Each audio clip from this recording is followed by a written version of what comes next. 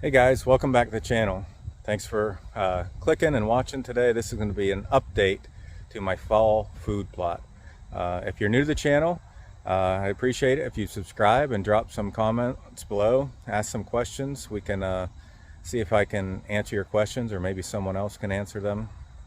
But if you watched the previous video, I had buckwheat. I planted in the buckwheat with a blend on one side and brassicas on the other.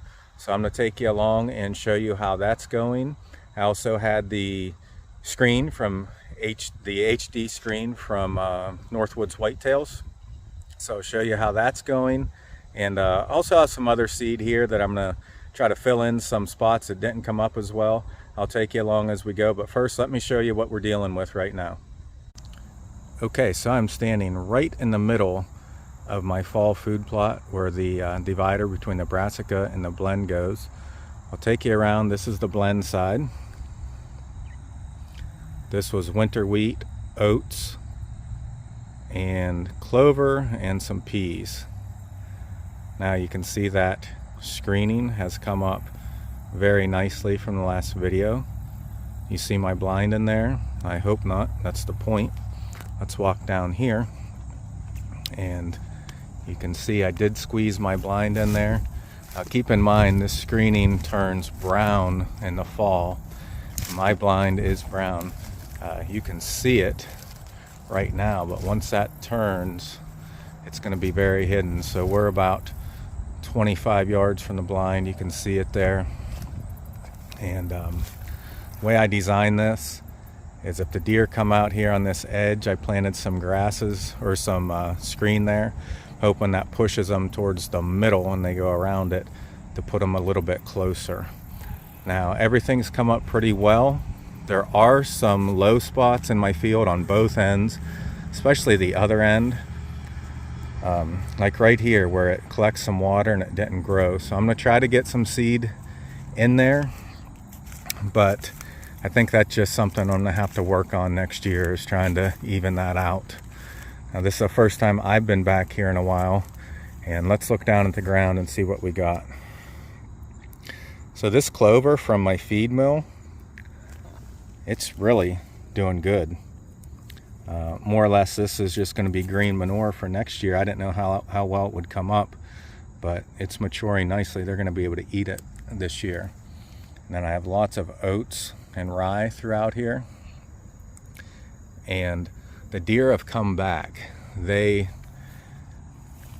went away for a while when I sprayed my buckwheat. They disappeared for a little bit, and then they just started coming back more this week. I have a camera right near my blind so I can see what's coming out. So we walk down here. You can see some more bare spots. I'm gonna overseed today with 100 pounds of winter rye on this acre. So on my blend part and on the end with the brassicas, in between the brassicas, all the way down there, about 150, 175 yards. We're gonna do that. There's my blind hidden there. Once again, when that turns brown, it should be very hidden. I have the screen all the way along this plot. So we're going to do that. I also have some clover from the feed mill, and put that down, maybe a little bit on this side and a little bit on the brassica side in my bare spots. And I bought a little bit of brassica blend at my local farm and home store.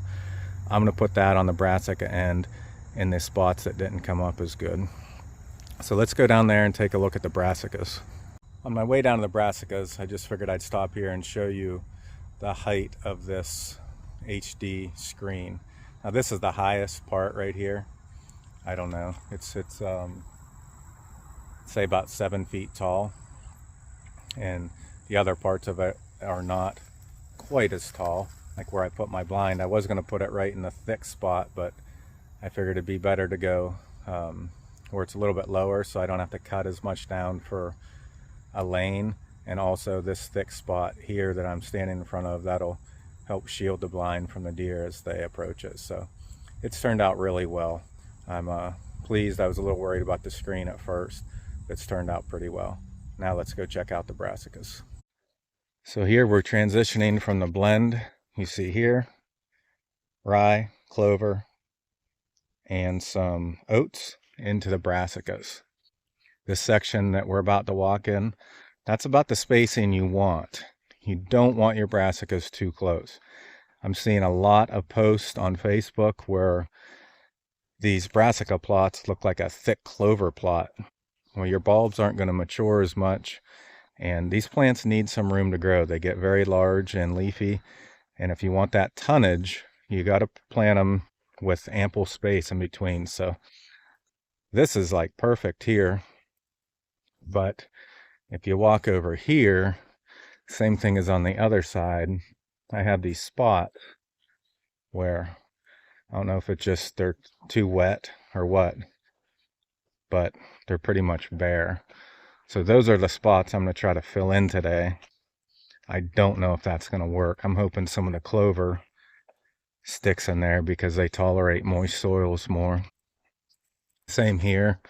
I don't know if I missed this whole section here. You can see there was a pretty good stand of buckwheat there and there, and it's low in between.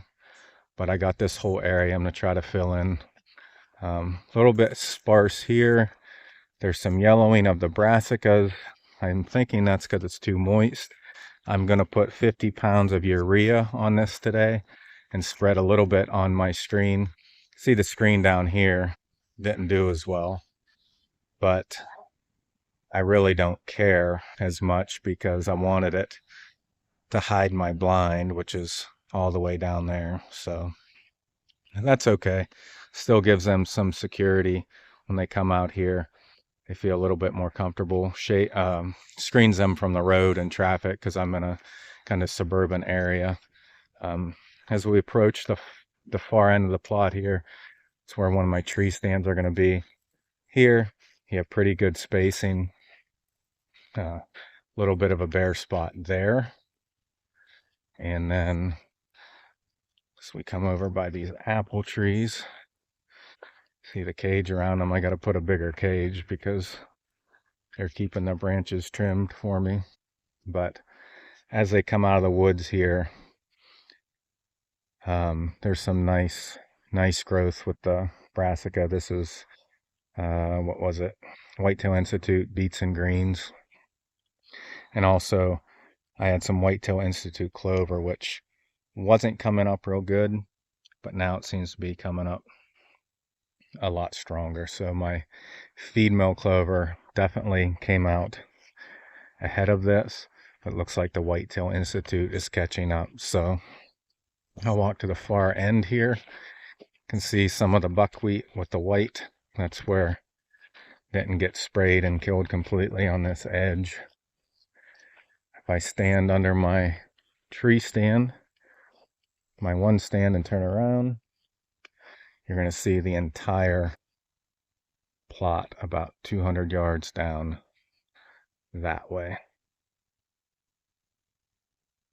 And my blinds right where that screen reaches farthest to the right from what you can see right now.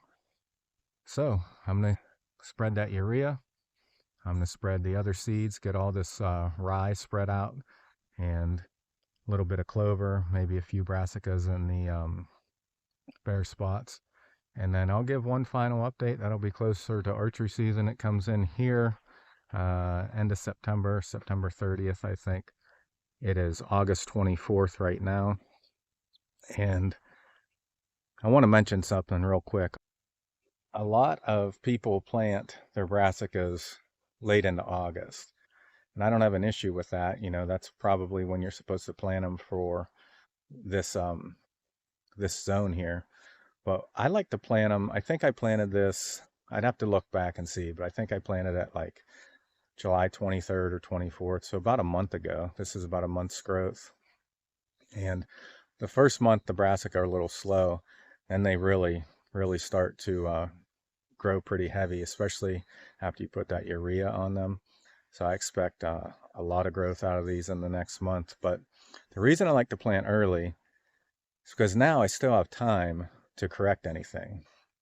So I see where these bare spots are. I can still come in here with clover or come in here with some brassica, and I'm not too late. I'm still a couple months from my frost date. So that's why I like to plant a little early. I've had rye just sit on the ground when I planted it late all winter long, and then it comes up in the spring. I don't want that. I have moist soil here. We're getting some rain. I'll plant this rye, and it should be germinated, very quickly by next week, I would assume. So that's why I plant a little bit early. Do whatever suits you best, but that's what I like to do. So I'm gonna go over here. I'll show you the seed we have today.